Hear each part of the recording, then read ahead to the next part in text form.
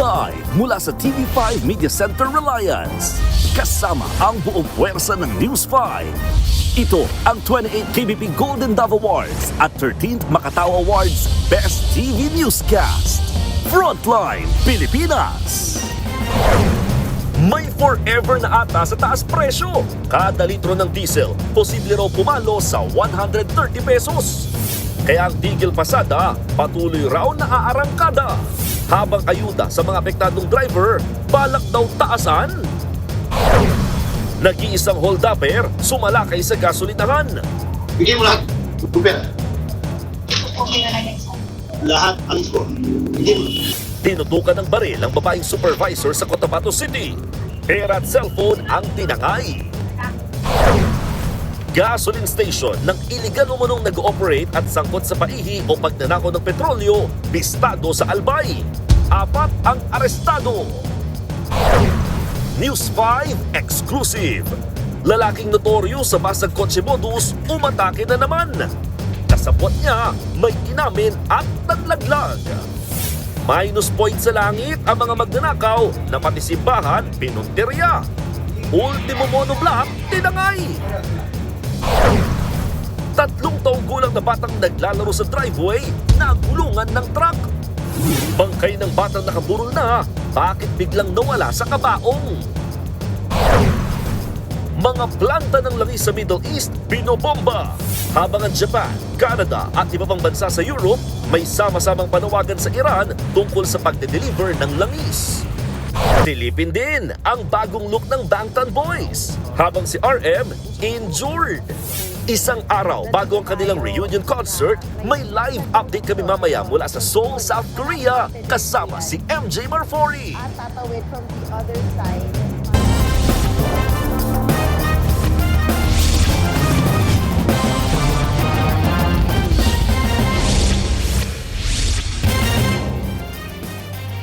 ₱130 kada litro. Ganyan daw kalaki ang posibleng maging presyo ng diesel sa susunod na linggo. Kaya nga malawakang tigil pasada ang sagot dyan ng grupong Piston. At ang matindi pa, posibleng mag-transport strike na rin ang iba pang grupo. Live mula sa Mendiola, sa Maynila, nasa frontline ng balitang yan si Reynel Bawid. Reynel, sasali na rin ba sa tigil pasada ang grupong Manibela at Laban TNVS?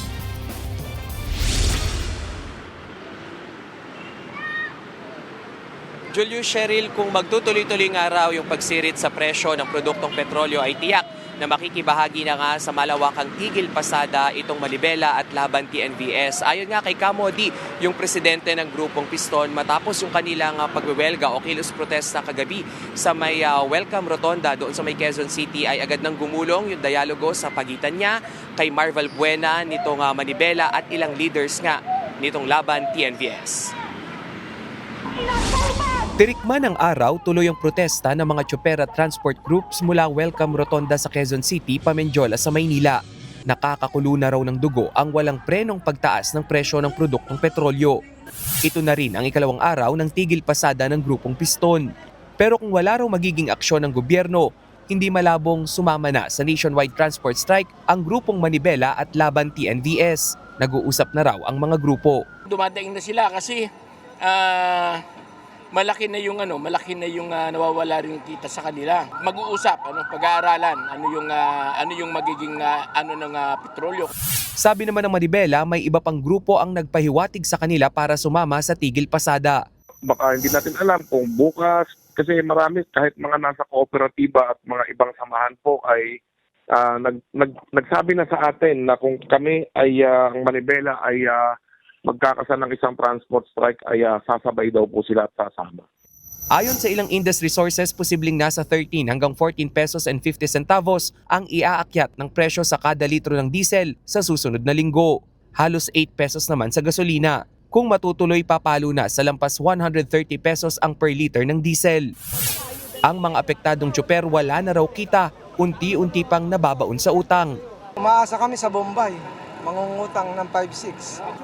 Marami rin sa mga bumabiyahing tsoper hindi na makuhang kumain ng 3 beses sa higit 15 oras na pamamasada. Banana Q, yun na lang, at saka tubig. Kung manghihina kami, kawawa yung pamilya namin. Pero yung gobyerno, Ewan ko kung anong iniisip niya. Walang iniisip yung gobyerno na maganda para sa mamamayan niya.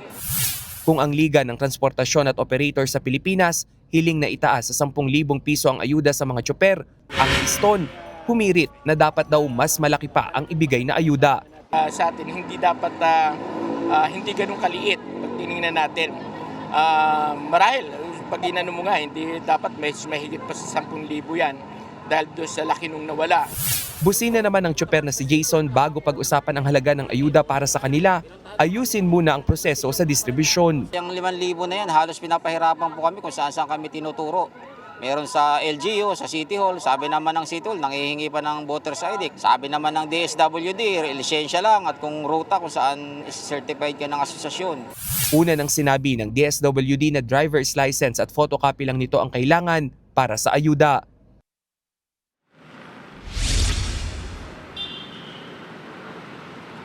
Julius, Cheryl, matapos nga yung alas 4 na kilos protesta dito sa May Mendiola ay agad namang tumungo sa isa na naman daw dialogo itong grupo ng Piston. Pero kanina, balikan natin yung kanilang naging kilos protesta dito. Sinabi nila na mas kumpiyansa na sila at mas malakas na isigaw nila dahil nga unti-unti raw ay nakikita nga nila yung bunga ng kanilang pagtigil nga sa pasada dahil yung ilang mga transport group na kabaro nga nila ay nahihikayat na rin dahil ito daw, laban na ito ay hindi lamang kanilang laban kundi nilalaban din nila yung karapatan din ng mga commuter dahil nga kahit daw magtaas man o hindi yung pamasahe ay yung maapektuhan pa rin dito ay yung mga commuter dahil habang nga raw na namumroblema itong mga tsoper ay talagang hindi aayos yung transport system dito nga sa bansa. Kaya ulit-ulit yung kanilang sigaw na bawasan sana o matapyasan yung excise tax o yung EVAT dito nga sa produkto ng petrolyo at yung pagbawal na nga o alisin na yung oil deregulation law. Julio, Cheryl. Rainiel, sabi mo sa report mo, hanggat may taas presyo sa petrolyo, may tigil pasadang mangyayari. So in a way, mukhang tutuloy-tuloy ito hanggang next week?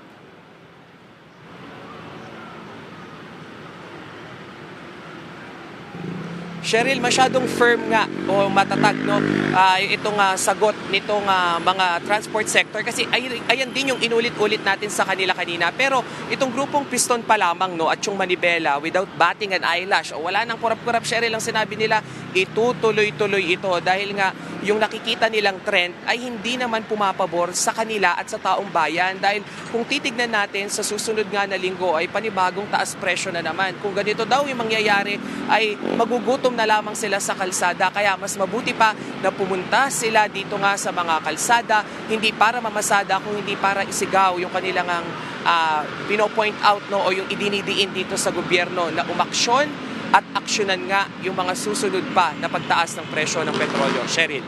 Rainiel, ang unang hirit nila, 5 pisong dagdag taas pasahe. Pero kung papalo na sa 130 pesos yung kada litro ng diesel, may bago ba silang hinihirit na taas pasahe?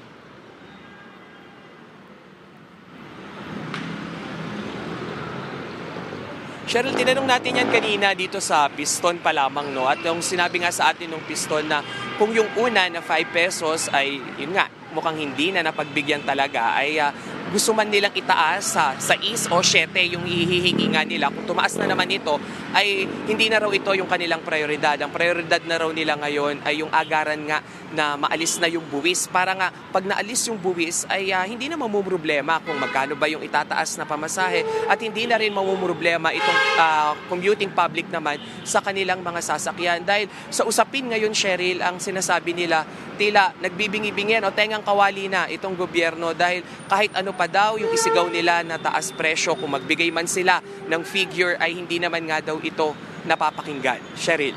Rainiel, sabi ng palasyo kanina, hindi naman daw kasalanan ng Pangulo ang oil price hike. Kaya kung pwede, magtulungan na lang. Anong reaksyon dyan ng transport groups?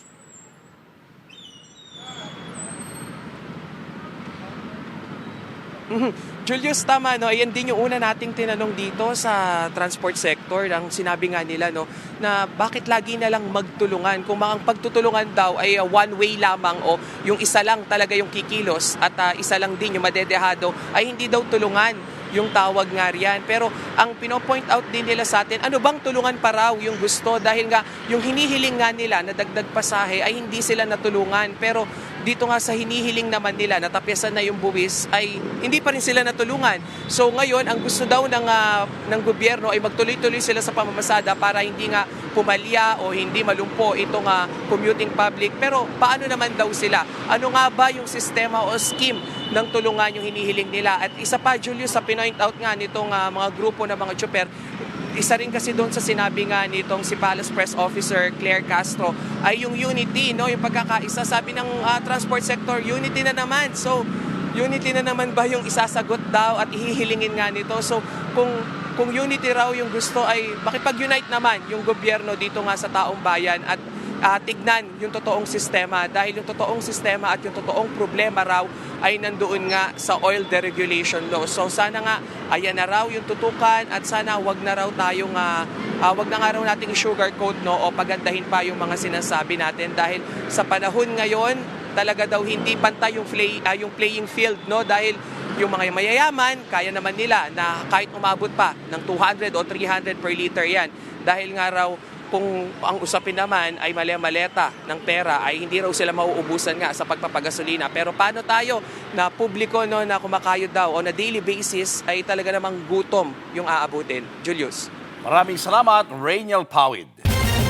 Nagbawas na ng biyahe ng mga bus papurubinsya hanggat wala pang taas pasahe.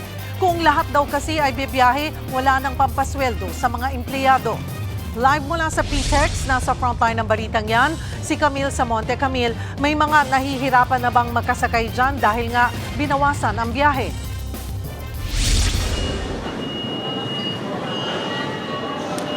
Cheryl, dismayado ang ilang provincial bus operator matapos bawiin ang hirit nilang taas pasahe sa gitna yan ng sunod-sunod na pagsipa ng presyo ng petrolyo. Dito sa PTEX, may ilang provincial buses nang nagbawas ng biyahe para hindi malugi.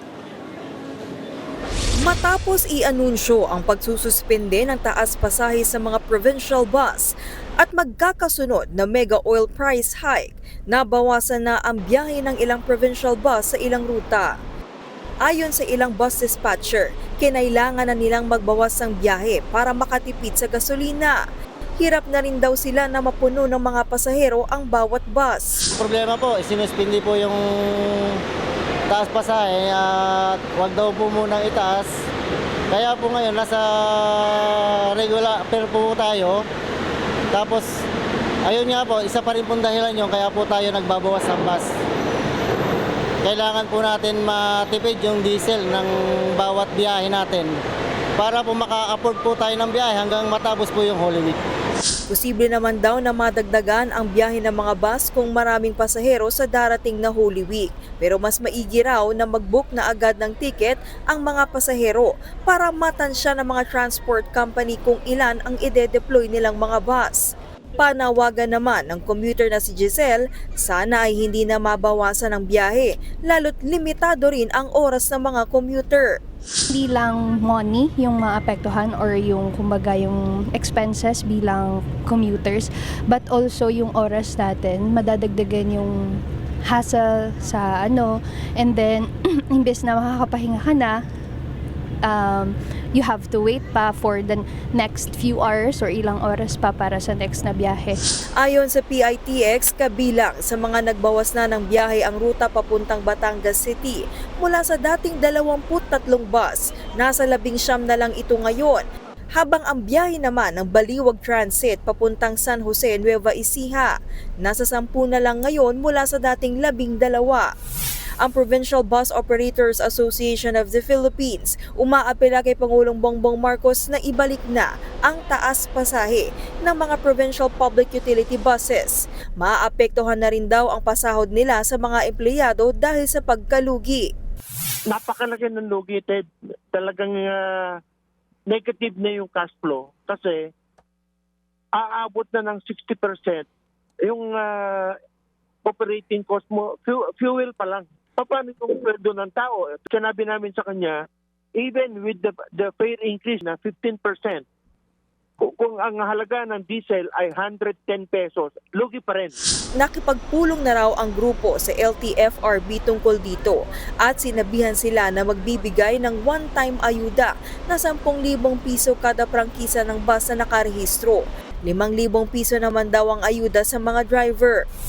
Ang toll concessionaires at operators naman ay voluntaryong magbibigay ng pansamantalang toll discount simula March 23 para sa mga essential transport sectors, kabilang dyan ang mga public utility vehicles at mga Class 3 vehicles na may cargo o nagde-deliver ng mga essential goods at logistics. Dahil sa diskwento, makakatipid ng hanggang 18 pesos ang mga Class 1 vehicle para sa end-to-end trip, habang nasa 47 pesos naman sa Class 2 vehicle at 72 pesos naman para sa mga Class 3 vehicle. Pinasalamatan ni Transportation Secretary Giovanni Lopez ang Metro Pacific Tollways Corporation, si Chairman Manny V. Pangilinan at San Miguel Corporation at Sira Moong Ang, dahil malaki raw ang tulong nito sa mga PUV drivers, commuters at mga negosyante sa kabila ng kinahaharap na krisis ngayon sa langis.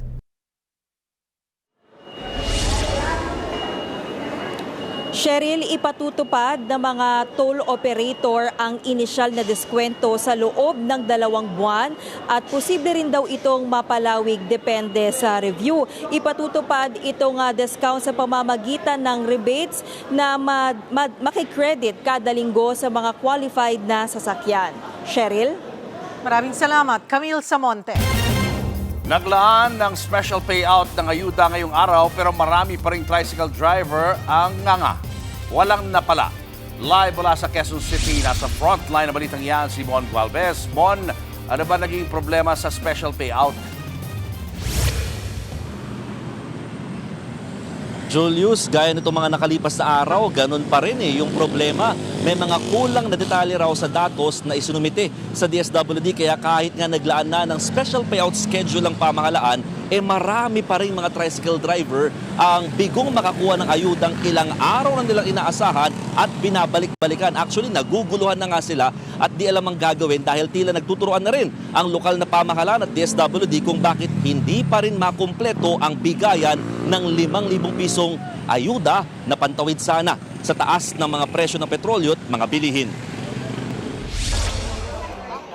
Kahit alam namang wala sila sa payroll schedule ngayong araw, pumila pa rin ang maraming tricycle driver sa Quezon City para ipa-verify ang kanilang pangalan. Umaasa at nagbabaka sakali pa rin silang maisama na sa listahan ng mga makakatanggap ng ayuda mula sa pamahalaan.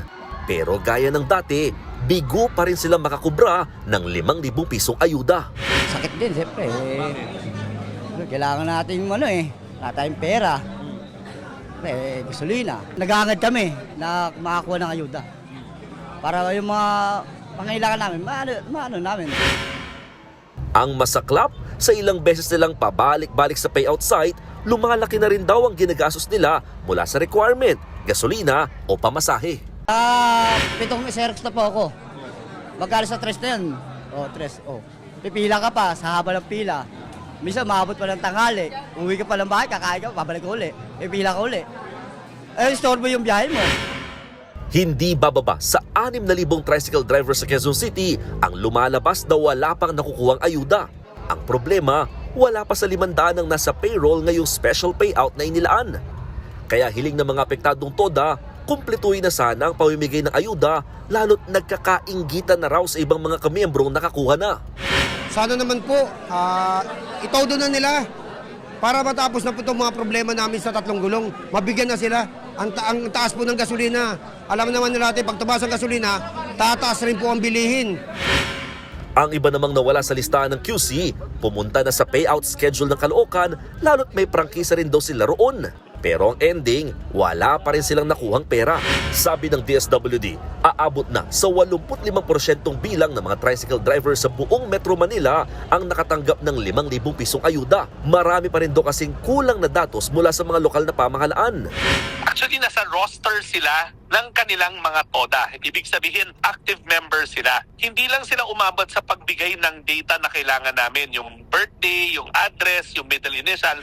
Matapos sa mga tricycle drivers sa NCR, nakatakda namang bigyan ng ayuda ng DSWD sa susunod na linggo ang iba pang hanay ng mga apektadong tsuper. Kabilang dito ang mga TNVS at jeepney drivers, pati na mga motorcycle taxi at delivery service riders.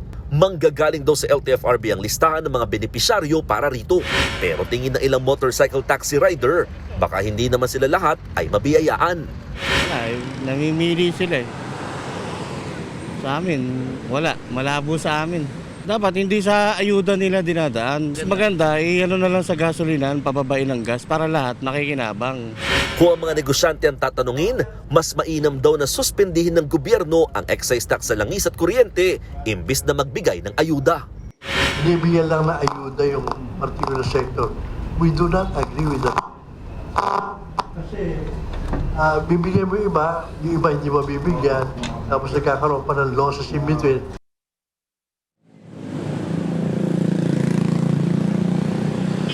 Julius, aminado ang DSWD, ilang araw lamang tatagal itong 5,000 pisong ayuda para sa mga tricycle driver. Bagamat pinag-aaralan daw nila na dagdagan ito, kailangan pa raw muna ikonsulta yan sa economic team ng pamahalaan. Yan ay lalo target muna ngayon na ahensya na tapusin at kumpletuhin ang iba pang hanay ng mga apektadong tsuper maging ng mga tricycle driver sa probinsya.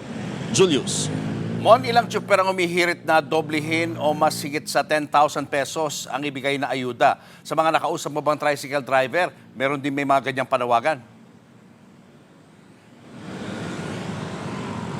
Well, dalawa yung sentimiento ng mga nakausap natin mga tricycle driver. Una, syempre matanggap muna nila yung 5,000 pesos na ayuda. And then pangalawa, oo, may mga parang suwestyon na talagang parang panawagan na sana madagdagan daw. Kasi nga tumatagal lamang ng 5 hanggang 10 araw technically kung ititipirin itong 5,000 pesos na ayudang natanggap nila. For context, ito kasi yung panawagan din ng grupong Liga ng Transportasyon at Operators sa Pilipinas o LTOP ng presidente nila na si Lando Marquez na sinasabi niya na kung magbibigay doon ng ayuda sa iba pang mga sektor o hanay ng mga public utility vehicle drivers, dapat daw mas taasan kasi mas mataas ang maintenance cost nila. Kumbaga kung 5,000 pesos daw sa mga tricycle, dapat daw 10,000 pesos para sa mga jeepney drivers habang 15,000 naman para sa mga modern jeepney para nga daw maayos pa rin at talaga makasabay sa maintenance cost kahit papano ngayong mataas din daw ang presyo ng mga bilihin. Julius. Pareho din ba yung requirements sa ibang grupong makakatanggap ng ayuda sa susunod na linggo tulad ng mga jeepney at TNVS drivers? Tama ka dyan, Julius. Sabi ng LTFRB, same requirements. Valid na mga professional driver's license at photocopy nito lamang ang kailangan dalhin sa itatakda nilang payout schedule site or payout site na kung saan magbibigay na nga sila ng ayuda. Idadaan kasi yan sa mga lokal na pamahalaan as their venue. Pero yung listahan, again, manggagaling sa LTFRB. Julius. Mon, kabi-kabilang aberya yung naranasan dito nga sa pamimigay ng ayuda. Paano matitiyak ng DSWD na hindi na yan mauulit?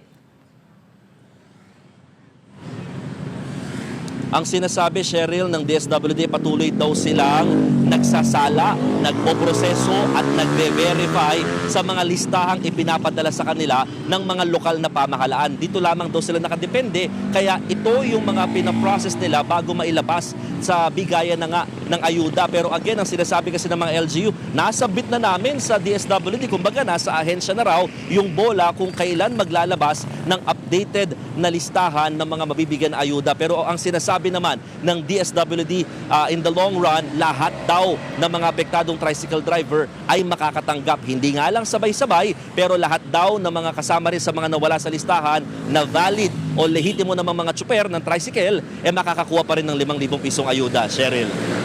Maraming salamat, Mon Gualvez. Tinutukan ng baril at minura pa ng holdupper ang babaeng supervisor sa isang gasolinahan sa Cotabato City. Ania sa frontline sa balita, si Bril Montalvo ng News 5, Mindanao. Bigyan mo lahat. Pera. Ito po pera na yan, sir. Lahat, alam ko. Bigyan mo. Wala kami pera ngayon, sir. Hindi nakapalag ang babaeng supervisor ng isang gasolinahan sa Cotabato City matapos siyang tutukan ng baril ng isang holdupper.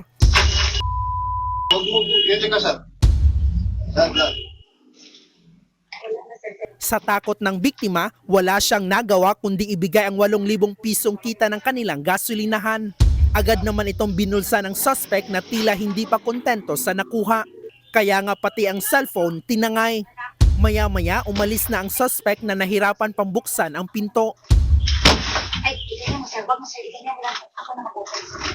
Nangyari ang pang-hold up pasado 4:00 ng hapon nitong Miyerkules sa Barangay Rosary Heights. Nakita rin sa CCTV ang pagdating ng suspect na nakaangkas pa sa motorsiklo. Pagkababa niya, agad ding umalis ang rider. Matapos ang pang-hold up, naglakad na lang ang suspect palayo sa gasolinahan.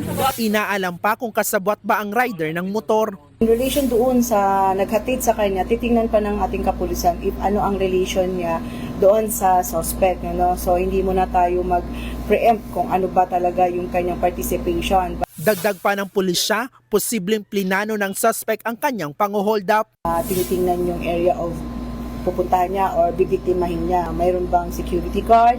May ilan ba ang tao? Kasi nga, at that point, siya lang isa eh. Sa tingin ko, planado yun. Ano? And alam niya rin agad saan siya dediretso. No? So, I think it has been, napag-isipan na ng suspect. Sa ngayon, patuloy ang backtracking ng kapulisan sa mga CCTV para matukoy ang pagkakakilanlan at para mahuli ang holdupper. Nagbabalita mula sa Frontline, Bril Montalvo, News 5, Mindanao. Listadong isang gasolinahan na nag-ooperate kahit hindi otorisado. Bukod pa dyan, sangkot daw ito sa paihi o yung pagnanakaw ng petrolyo. Narito ang Frontline Report. Sinugod ng mga tauhan ng Criminal Investigation and Detection Group ang gas station na ito sa Ginubatan, Albay. Na-monitor nilang hindi otorisado ang ibinibenta nilang mga produktong petrolyo. 4 ang inaresto, kabilang na ang may-ari, 2 pump attendant at 1 cashier. Bagamat may local business permit sila, wala naman itong license to operate mula sa Department of Energy. Napag-alaman ding sangkot sila sa paihi o yung mga nagnanakaw ng petrolyo. Delikado yan, lalo na't hindi rin tiyak kung ano ang mga inihahalo rito. Although hindi natin sigurado yung kanyang petroleum products, kung adulterated ba siya, ano bang mga halo ang, baka may mga delikadong particles na nandyan. At dahil illegal ang mga produkto ng gasoline station, mas murang na ibebenta ang mga petrolyo. Kaya naman, mas maraming tumatangkilik na driver sa kanilang gasolinahan. Bukod dyan, nalaman nila ang iligal na aktibidad sa pamamagitan ng kanilang Oplan Ligas. May sumbong po, of course, galing sa community siyempre. Normally, ang mga operations naman ng CIDG, may initial information tayo and then dinidevelop natin yan, binabalidate natin, nagkakaroon tayo ng request for verification sa regulatory agency katulad ng DOE. Pag mga ganitong operation, may mga verification po tayo. Bagamat kinasuhan ang 4, ibinasura naman ng piskalya ang kaso laban sa 2 pump attendant at cashier. Nasa kustodiya ngayon ng CIDG ang may-ari ng gasoline station at mahaharap sa mga kaukulang kaso. Nagbabalita mula sa Frontline, Margie Bentulan, News 5. Tiklo ang 2 sangkot sa basag kotse modus sa Plaridel, Bulacan. Isa sa mga suspect notorious na raw, habang ang isa baguhan, kaya inilaglag ang mga kasamahan. Narito ang Frontline Report, exclusive. Pumagitna sa 2 nakaparadang sasakyang yan ang isang lalaki sa Cagayan Valley Road sa Barangay Tabang, Plaridel, Bulacan. Maya-maya, nagsuot siya ng helmet, umangkas sa kasamang rider saka umalis. Hindi na nakita ang mga sumunod na eksena, pero bumalik daw ang riding in tandem. Binasag ang bintana ng isang SUV, saka tinangay ang mga laman nito. Yun nga lang, saktong may mga intel operatives sa lugar na agad humabol sa kanila. Mula Plaridel, umabot ang tugisan hanggang sa Giginto. Doon na corner ang riding in tandem na sina alias Buknoy at alias Josh na pawang mga taga Maynila. Napag-alaman namin na ito ay mga notorious na basag kotse gang na nag-ooperate dito sa aming bayan, sa probinsya ng Bulacan, Pampanga, sa Quezon City at sa Laguna. Si Josh ay notoryo sa basag kotse modus. Dati na siyang kulong dahil dyan. Habang si Buknoy, baguhan daw. Kinanta nga niya na grupo raw silang sangkot sa basag kotse. Marami po kasi po hindi lang po kami nagdaganito. Marami po talaga, hindi po namin kilala yung iba. Sa tuwing ano lang po sir, walang pera, ginagawa po namin. Nabawi ng mga pulis ang tinangay na shoulder bag na naglalaman ng personal na gamit at pera. Nakuha naman sa mga suspect ang isang baril at bala at meron ding toy gun. Kinumpiska rin ang motorsiklong ginamit sa krimen. Maharap ang mga suspect sa patong-patong na reklamo. Nagbabalita mula sa Frontline, Ana Cruz, News 5. Dead on the spot ang isang lalaking binaril malapit lang sa kanilang bahay. Sinubukan pang habulin ng bata niyang anak, ang gunman. Nasa frontline na balitang yan si Gary De Leon. Nakaandusay at wala ng buhay nang makita ng kanyang asawa sa tabi ng kanilang bahay, si Alias Rod, sa General Trias, Cavite. Binaril sa ulo si Rod ng isang lalaki na kanya raw pinagkakautangan. Kwento ng kanyang asawa, may bibilhin lamang sa tindahan si Rod nang hilahin ng salarin. Nagulat lang po ako, may pumutok.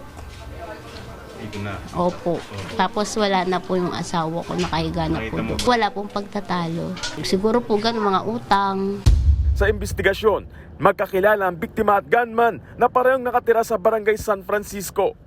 Ang unang kita namin po sa tama ng tao is yung sa ulo po. Ang kwento po na lumalabas sir nung kami po ay nagtanong is meron daw pong isang lalaki na pilit daw po na pinalabas yung pinatak daw po palabas. Din pagdating po dyan sa may gate, saka po binanatan po. Sa kuha ng CCTV, makikita pa ang pagtakas ng gunman. Tumakbo ito at sinundan ng isang rider na kasabwat din umano ng salarin. Makikita rin na hinabol ng batang anak ng biktima ang gunman. Hindi nahagip ng CCTV pero umangkas na sa motorsiklo ang gunman para tumakas. Bago umalis, namaril daw muli ang gunman at isang babae ang tinamaan. Pero swerte daw nakaligtas ito sa pamamaril. Ang tama po niya sir is dito sa kaliwang braso, daplis po. Sa pagresponde ng Dasmariñas Police, inimbitahan nila ang babaeng biktima sa presinto. Duda raw kasi ang pulis at mga tanod ng barangay. Sa kwento nito ng pagbarilisaan niya sa presinto, umamin daw ang babae na nagpabaril daw siya para iligaw ang pagkakakinanda ng gunman na kanya palang kasintahan. Kasama raw ang babae sa grupo na nagplano sa pagpatay sa biktima dahil umano sa droga. Parang fabricated, parang palabas lang nila na pinaril din siya. Kasi identified na sila at they are hoping na mai-esperto si babae. Kaya pinataplisan nila sa binaril nila, pinataplisan nila. Para kunyari, biktima din siya. Tinutugis na ng mga pulis ang gunman at kasabwat na rider. Nagbabalita mula sa Frontline, Gary De Leon, News 5. Showbiz, eto na nga! Mga kapatid, eto na nga ang mga umaarangkadang showbiz balita ngayong Biyernes. Naglayag na ang bagong arirang album ng global superstars na BTS. Milyon-milyon agad ang views ng music video sa kanta nilang Swim. Eto pa nga, dagsana ang ARMYs sa Seoul isang araw bago ang libreng concert ng BTS. Ang stage, inspired sa Korean culture. At live mula po sa Seoul, South Korea, nasa frontline ng balitang yan, si MJ Marfori. MJ, kamusta na ang atmosphere dyan at excited na ba ang ARMYs na mapanood ng live ang mga kanta sa bagong album? Yes, Jervy, katunayan napapaswim na nga kami lahat dito. Actually ngayon nandito tayo sa welcome party para sa mga ARMY mula sa iba't ibang bahagi ng mundo na mamaya-maya ay makakasalamuhan natin. Pero bago ito, ang aga today talaga naman nag-walkthrough tayo sa Ground Zero sa Gwanghwamun Square, di ba? Para ikutin si pati ng buong stage para sa comeback ng BTS. Grabe talaga ang paghahanda nila sa 1 hour live event na ito na makasaysayan dahil unang beses na may grupo na magpo-perform sa Gwanghwamun Square. At syempre, talaga namang isa itong cultural moment para sa South Korea at isa itong monumental moment para sa live broadcasting dahil gagamit talaga sila ng state of the art na mga bagong camera dito, no? Cinematic ang atake. Eto, balikan natin ang walkthrough sa Gwanghwamun Square. Mula araw hanggang gabi, pukpukan at round the clock na nga paghahanda sa Gwanghwamun Square dito sa Seoul, South Korea. The stage is set para sa much-awaited comeback ng global superstars na BTS na sina Jin, Suga, J-Hope, RM, Jimin, V at Jungkook. Andito na tayo sa Ground Zero kung saan magaganap ang comeback of the decade ng OT7, ang BTS. Kaya tara na, mag-ikot na tayo at silipin na natin. Inilatag na nga ang seating sections at event advisory sa mga bibisita sa lugar. Kanina nag-walkthrough na ang News 5 kasama ang mga organizers at producers ng comeback concert. Matalinhaga raw ang kanilang pagkakaayos sa stage dahil ang backdrop ay ang King's Gate na siyang metaphor sa homecoming ng Kings of K-pop. Earth, sky, water, and fire elements naman ang inspirasyon sa LED stage na siyang homage sa Korean flag at culture. Inilawan na rin ang palace na nasa likod ng stage. First of its kind for live broadcast at cinematic cameras ang gagamitin. As in, yung ginagamit din sa mga Oscar award-winning films. Around 22,600 ang capacity ng Gwanghwamun Square, pero ang inaasahang army na dadalo sa darating na Sabado, mahigit kumulang 260,000 lang naman mula sa iba't ibang sulok ng mundo. Ngayon pala, dagsana nga ang army na nagpipictorial sa iconic BTS Netflix steps na ito. Kabilang na riyan ang dalawang army na ito from India na lumipat na nga ng Korea dahil sa pagmamahal sa BTS. They inspire me a lot. Like, they give me the light for my life, and I'm so happy that I found them. They inspired me to move. They inspired me to quit, or like they gave me the courage to quit that job and move to another country.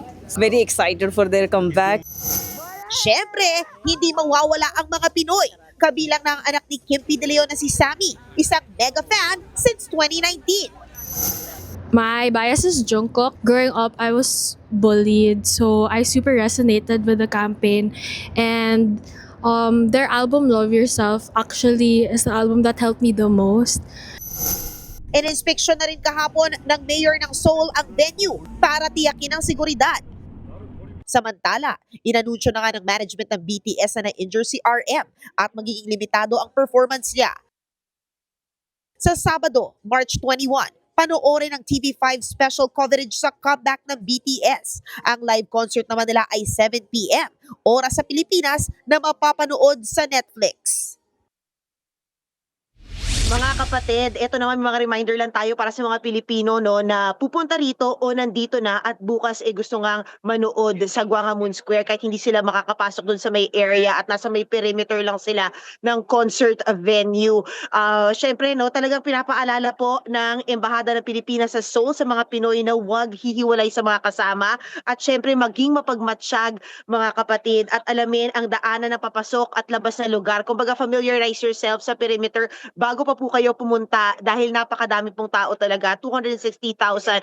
Although handang-handa naman talaga ang ang security forces dito sa Seoul. Syempre, dapat talaga talagang mag-ingat po tayo bukas ng gabi, 7 p.m. po showing diyan sa Pilipinas at magsisimula naman dito sa Seoul, South Korea ang comeback ng BTS, Jervy. MJ, ready na nga ang stage, ang security, everybody, lahat ng armies, I'm sure excited na bukas. Pero syempre, nabanggit nga ng management na injured daw si RM. May performances ba ang Bangtan Boys na hindi siya kasama?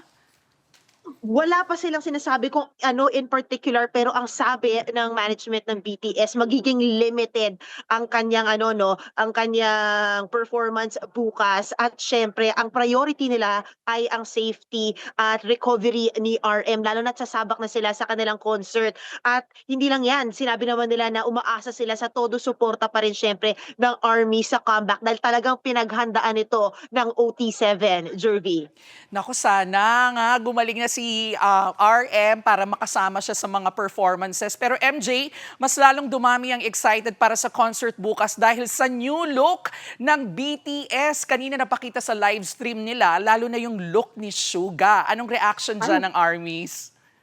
Siyempre, kilig na kilig, di ba? Alam nyo, pag nagbabago ng itsura ang Bangtan Boys, nag-usher sila ng bagong era rin sa kanilang mga karera. And in this case, it's the comeback. At kung siyempre ang ARMY ay purple, o di ba, alam mo, nakita mo, nag-iiba yung mga kulay sa likuran ko. Ngayon, arirang is pula. O di ba, kaya nakapula rin tayo. Signifying yung pagbabalik ng BTS. Yan ang ano niya, no, significance sa kanilang mga change in look, change in color, di ba? At yung mga, ngayon nga, change in tone and music. Kaya pag napakinggan nga nila yung arirang, mapapansin nila yung pagbabago nila rito. At mas marami pa silang malalaman tungkol dyan pag napanood nila yung documentary sa March 27 ng pagbabalik ng BTS. Jervy. Naku, napakaraming pasabog para sa ARMYs. MJ, napapasana all na lang kami. Maraming salamat. Mag-ingat ka dyan.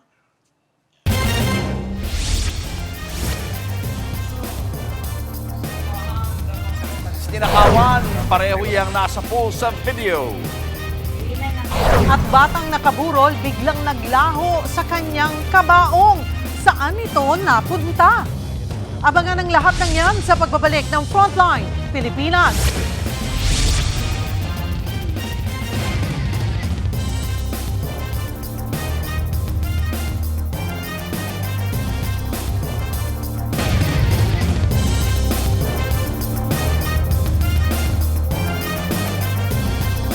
Mga kapatid, kasama sa 10 utos ng Diyos ang thou shall not steal. Pero ito ang matindi, hindi lang isa, kundi 2 lalaki ang nasa pool sa video na nagnakaw sa simbahan sa Cebu City.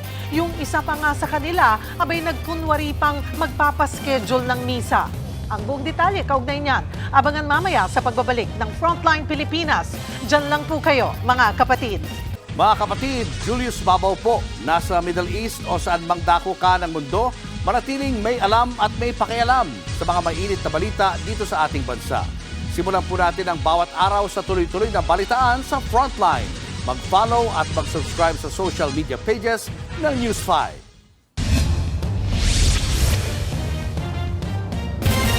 Pati ba naman simbahan, hindi pinalampas ng mga kawatan sa Cebu City? Magkasunod na buwan nangyari ang mga pagnanakaw na nasa pulpa sa video. Narito ang Frontline Report. Saktong walang tao, kaya ang lalaking yan, bantay sa lakay agad.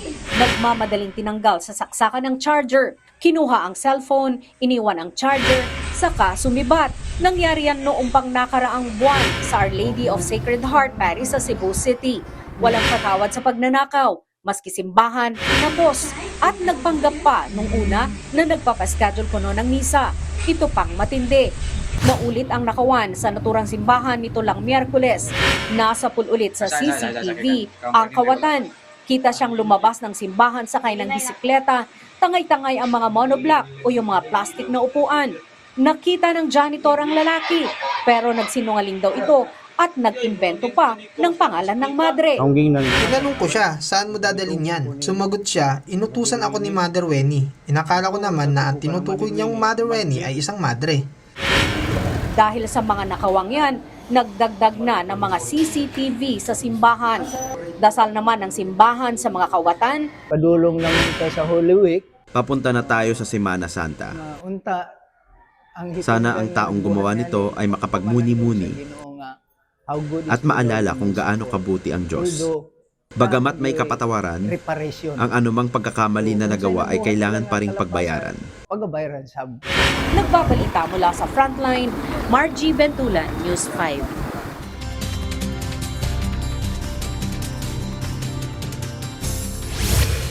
Weather update tayo mga kapatid. Patuloy po ang paghina at ang pag-atras nito pong ating amihan o northeast monsoon at patuloy ding lumalawak. Ito namang ating tinatawag na easterlies.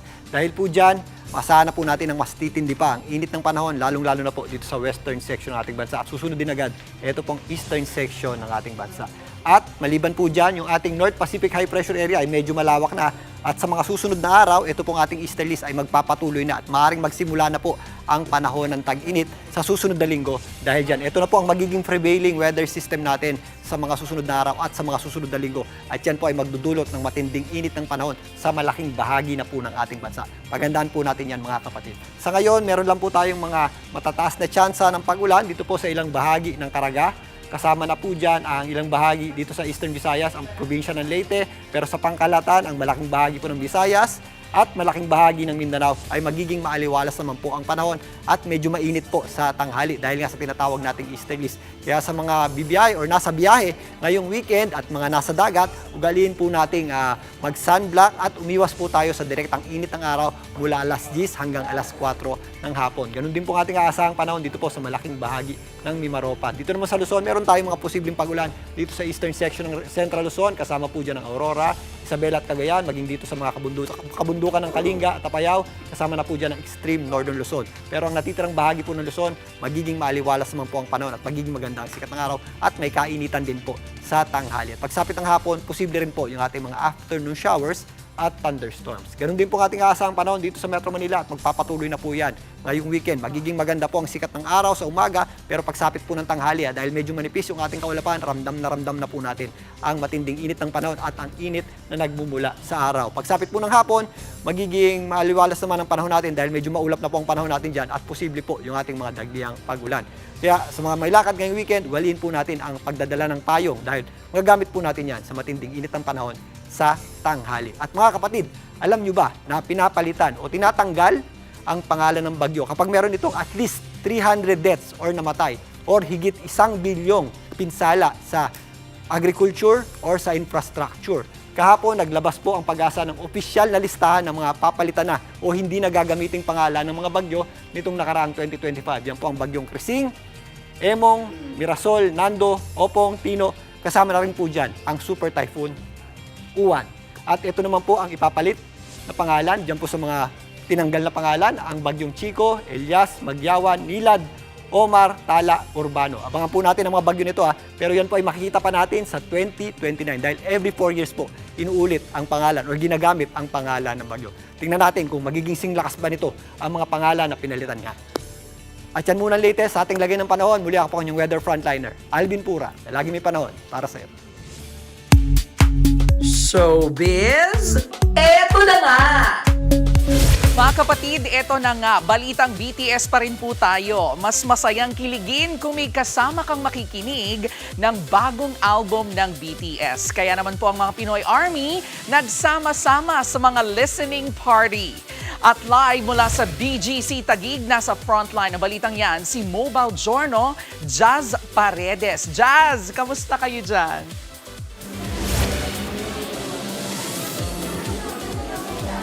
Jervy, full force ang mga Philo Army para sa highly anticipated comeback ng global sensation na BTS dito sa isang coffee shop sa BGC Taguig. Dito ginanap ang listening party para sa album release ng arirang album ng Bangtan Boys. Puno ng BTS merch ang buong cafe. Bukod kasi sa listening party, merong freebies at fun-filled activities para sa armies. Siyempre, hindi mawawala ang drinks. Kaya kapag bumili ng exclusive BTS drink na tinatawag na Boracay Blossom 8, magkakaroon ng raffle entry at libreng Instax photo. Meron ding mga trivia games tungkol sa BTS kung saan maaring manalo ng iba't ibang fan-made merch na inspired by the arirang album at eksklusibo lamang para sa event. Kabilang dito ang Bangtan-inspired na fan-made pillows, trinkets, alcohol perfume bottles, ballpen, photocards, bags, cup holders, mini standees, magnets at marami pang iba. Ang mini-album na ito, oras na idikit sa cellphone, ay automatic na kokonekta sa Spotify upang mag-play ang album. Merong ding mga bracelet na hango sa mga kanta gaya ng Astronaut, Jack in the Box, Love Me Again, Golden at iba pa. Ang fans naman, naka-fandom shirt to show support para sa Korean supergroup. Big comeback kasi ito kaya todo ang preparations ng armies lalo't matapos ang almost 4 years hiatus ng grupo. Kaya ang ilan sa nakausap ng News 5, aba, emosyonal dahil kompleto na ang grupo. Para sa host ng BTS album listening party na isa ring certified Philo Army, hindi lang basta streaming ang event kundi isang selebrasyon para sa kanilang community. Pakinggan natin ang kanilang pahayag. This is very special because as you can see, we gathered a group of armies. So coming together as one and celebrating this success for our favorite boy band. Sobrang nakakaiyak talaga dahil yun naman talaga yung pangarap namin bilang army na mapanood namin silang 7 sa concert na sama-sama. Sobrang happy kasi ang tagal din nilang nasa army. And then, hindi sila lahat sabay-sabay, pero yung waiting, yung eagerness, yung mga talaga na sana makita sila ng buo sa stage na nag-song, dance, and release ng mga amazing album. Sobrang nakaka-happy talaga sa Purple Heart namin. Yeah. Jervy, talagang na-miss ng ating mga Philo Army ang kanilang mga idol at kahit timbahay ang karamihan sa kanila bukas para sa comeback concert ng BTS, masaya na silang makita na sama-sama at kumpleto ang miyembro ng mga grupo. At sa love language nga ng mga armies, Borahay! Jervy? Iba talaga ang Philo Army. Saludo ko sa inyo. Solid! Maraming salamat. Mobile Journal, Jazz Paredes. Susunod, mga aktivistang nagpalaya ng mga aso sa isang breeding center inaresto. At pasahero nahulog sa sinasakyang jeep ng madisgrasya ito. Yan at iba pa sa pagbabalik ng Frontline Pilipinas.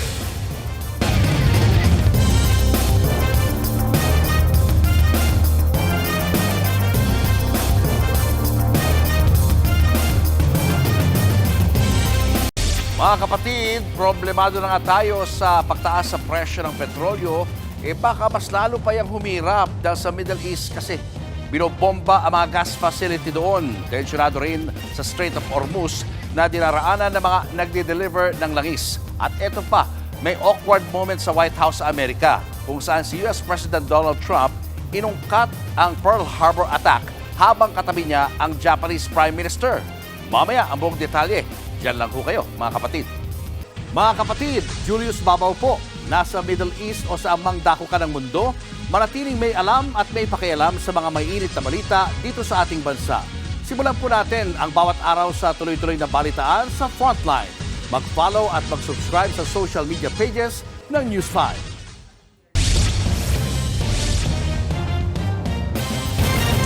Kaliwat kanan pa rin ang bombahan sa Middle East at pinupuntirya ang mga gas facility. Sa gitna niyan, binisita ng Japanese Prime Minister ang White House sa Amerika kung saan nagkaroon ng awkward moment. Narito ang Frontline Report. Walang mintis na binomba ng Israeli military ang mga Iranian Navy sa Caspian Sea. Ang Amerika naman, niratrata mga barko ng Iran sa Strait of Hormuz. Kaya ang Iran gumanti. Damay riyan ang Mina Al-Amadi Refinery na tinamaan ng drone. Ito ang isa sa pinakamalaki at pinakamatandang oil refinery sa Kuwait. Binagsakan din ng drone ang malaking planta ng langis sa Saudi Arabia, ang Aramco Exxon Refinery. Ang Haifa Refinery naman sa Israel na mataang umuusok matapos ang airstrike ng Iran. Nitong mga nakalipas na araw, sunod-sunod na mga planta ng langis ang nadamay sa gyera sa Middle East. Gaya ng pinasabog ng Israel na South Pars gas field ng Iran na siyang pinakamalaking imbaka ng natural gas sa buong mundo. Dahil damay-damay na to, nagpahayag na ang Saudi Arabia na may karapatan silang magsagawa ng military action laban sa Iran kung kinakailangan. Inakusahan din nila ang Iran na sinasadya na nito at planado ang mga ginagawang mga pag-atake. Pero tinawag yang unfair ng Iran. Naglabas na rin ang pahayag ang leading European nations kasama ang Japan at Canada na kinokondena ang Iran sa pag-atake sa mga commercial vessels sa Strait of Hormuz. Handa rin daw silang tumulong para masigurong ligtas ang pagtawid sa Strait of Hormuz kung saan dumaraan ang mga barkong nagde-deliver ng langis. Nitong Miyerkules, sinabi ni US President Donald Trump na hindi pa handang itigil ng Amerika ang military operation nito laban sa Iran sa ngayon, pero baka raw in the very near future. Kamakailan lang, inanunsyo ni US Defense Secretary Pete Hegseth na kinakailangan ng Amerika ng $200 billion o higit 11 trillion pesos para sa gera. Ang dahilan niyan, It takes money to kill bad guys. Unang sinabi ni Trump na gusto nilang puksain ang nuclear program ng Iran, kaya sanib puwersa itong inatake ng Amerika at Israel. Pero kahit pa inanunsyo na ni Israeli Prime Minister Benjamin Netanyahu na wala ng kapasidad ang Iran na gumawa pa ng mga ballistic missile, patuloy pa rin inaatake ng dalawang bansa ang Iran. Inihalin tulad naman ni Trump ang pambobomba sa Iran sa pag-atake ng Japan sa Pearl Harbor noong World War II, habang katabi si Japanese Prime Minister Sanae Takaichi. Surprise. Who knows better about surprise than Japan? Okay? Why didn't you tell me about Pearl Harbor? Okay? Right? Nagbabalita mula sa Frontline, Faye Tobias, News 5. Nagwagi si Alex Ayala sa longest match ng kanyang career so far sa Miami Open. Inabot ng 3 hours and 20 minutes ang laban nila ni Laura Sigmund ng Germany. Pinakamatindi ang laban sa first set na umabot sa tie break at higit 1 oras. Nanalo na dyan si Laura pero hindi na siya pinagbigyan ni Alex sa dalawang sumunod na sets. Happy naman daw si Alex sa nakitang improvement sa kanyang game. Sa Miami Open din last year, nagsimula ang historic run ni Alex na kung saan tinalo niya ang ilang top-ranked players. It means the world to me, and it says a lot of my progress and how I've developed as a player and as a person. I think I'm doing a good job of keeping that balance of being hungry and staying happy and still working hard. Susunod, 3 taong gulang na bata patay matapos magulungan ng truck. Tutok lang mga kapatid, magbabalik pa ang Frontline Pilipinas.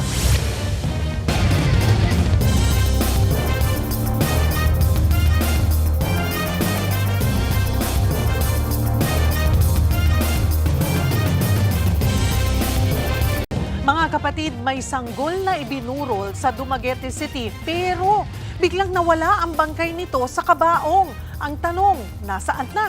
Bakit nawala? At anong nangyari?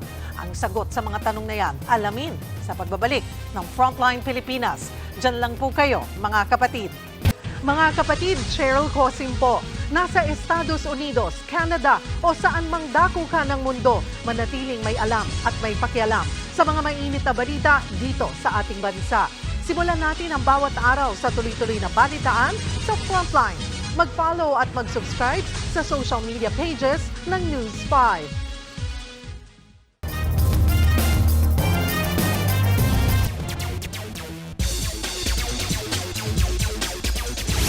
Iginiit ni Alas Pilipinas team Captain Gia de Guzman na hindi dapat mamili ang players sa professional at national team duties. Sinabi ito ni Kapitana Gia kasunod ng propose na Alas Pilipinas draft. Sa nasabing draft, kukuha ang Alas Pilipinas ng players na hindi napapayag makapaglaro para sa ibang liga kagaya na ng PVL. Ayon kay Gia, dapat hinayaang mag-grow ang players nang hindi napipilitang mamili sa kanilang national team at professional career. Nakita na raw ito ni Gia na nagawa ng ibang bansa at naniniwala siyang magagawa rin dito sa Pilipinas. Ang Philippine National Volleyball Federation naman handa raw sa patuloy na pagtutulungan para masigurong competitive sa world stage ang mga atleta at nasusuportahan ang lahat ng kanilang pangangailangan. At yan muna ang latest sa Frontline Sports. Ako po si Michael Vercumaling, your sports bro. Susunod, bangkay ng sanggol na nakaburol, ninakaw daw ng kanyang nanay. Tutok lang mga kapatid, magbabalik pa ang Frontline Pilipinas.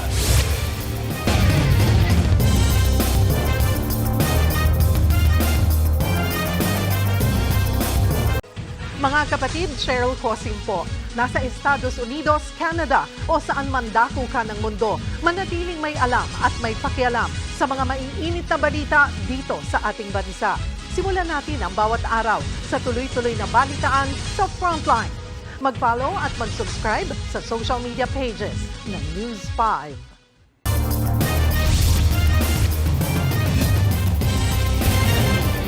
Nagulantang ang isang ama matapos mawala ang bangkay ng kanyang anak sa kabaong nito sa Dumaguete City. Nakaburol sa kanilang bahay ang kanyang 2 buwang gulang na sanggol at ililibing na sana ito kahapon. Naniniwala ang ama na kinuha ng kanyang dating asawa ang bangkay. Kaya agad na humingi ng tulong ang tatay sa mga otoridad. Kalaunan, napagalamang pinakremate na ng nanay ang bangkay ng sanggol nang hindi ipinaalam sa tatay. Sa ngayon ay pinag-iisipan pa ng ama ng bata kung anong reklamo isasampa sa dating asawa. Susunod, Pinoy Army, sobrang busy ngayong inilabas ang album ng BTS. Daming pa-event, meron pang booth na dinagsa. Yan na at iba pa sa pagbabalik ng Frontline Pilipinas.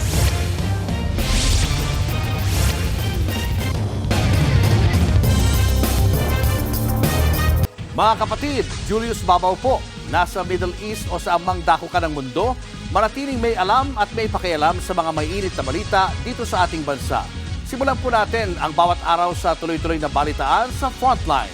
Mag-follow at mag-subscribe sa social media pages ng News 5.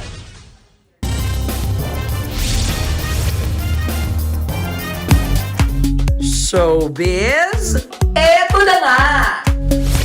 Mga kapatid, eto na nga, kanya-kanyang pakulo ang ARMY sa grand comeback ng BTS. At bukod nga po sa listening parties, meron ding gimmick na libreng photo booth sa isang mall. Nasa frontline ng balitang yan, si MJ Marfori.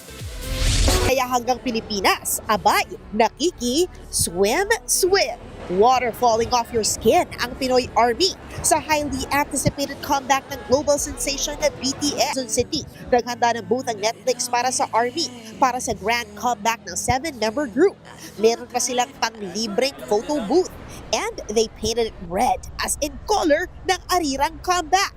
Isa sa naabutan ng News 5 ang magkaibigang si Joyce at May. Kwento nila, BTS na naging daan kung paano sila naging friends. Actually, it's our first time meeting each other today. In person? Pero sa e-group, parang Facebook. Tapos nag-chat lang. Palagi sa group chat. Ang twins sa sina Diana at Savannah, isang dekada na raw Army. Kaya from head to toe, aba, ramdam ang Army spirit. Sobrang excited ba kasi ang tagal na namin po nang inenta na mag-comeback po yung BTS. At saka po yung, ang pinaka-excited ko namin po, yung comeback ng album po, ng Arirang. Saka, pinintay ko talaga yung live po ng True Netflix. Sobrang excited na po kami. Hanggang linggo ang photo booth na ito sa Trinoma. Bukas naman, inaabangan ng Grand BTS Comeback Live Arira na mapapanood sa Netflix. Nagbabalita mula sa Frontline. MJ Marfori, News 5. At yan nga po ang ating mga showbiz update ngayong Biyernes. Happy weekend mga kapatid. Ako po, si Jervy Wrights. Excited ang mga Army. BTS fans, no? 260,000, diba? Oo. Tayo, team bahay. Team bahay. Sa live stream tayo. So tomorrow is BTS Day. Oo. Lahat nakaabang. 9 o'clock daw yan ng gabi. Tayo nga may special coverage. Oo, abangan yung special coverage ng News 5. Uy, si Alex Calleja pala, number 1 sa Netflix ngayon. Pass is pass. Yes, Yun pass yung is pass. Congrats, Alex. Congratulations, Pangalawang Alex. beses na yan. Oo nga. O, abangan niyo ulit kami sa Lunes dito sa TV5 sa 1PH, RPTV, True TV at 105.9 True FM. Kami ang inyong mga kapatid sa Balitaan at Public Service. Walang iwanan sa Frontline Pilipinas.